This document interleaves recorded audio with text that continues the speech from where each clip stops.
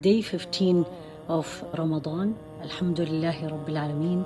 May Allah subhanahu wa ta'ala accept from all of us, Alhamdulillah. May Allah make us of those who are grateful to Him that He gave us life to witness the 2 weeks of Ramadan, helped us to fast, to pray, inshallah, to do more good deeds.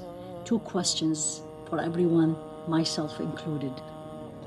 Have I and you improved our relationship with 2 things? The Book of Allah subhanahu wa ta'ala and Him subhanahu. We are in the middle of the month. It's time to reflect and think, how did I do with His book?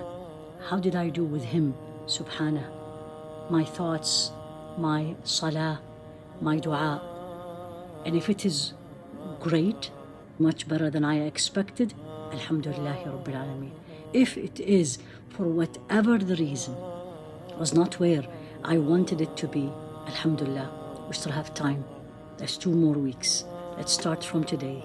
Let's ask Him, beg Him to bring us closer to Him, Ya Allah, to accept from us, Ya Allah, to make us from among those who put Him as a priority in our life, to do everything to please Him, and to bring us closer and closer and closer.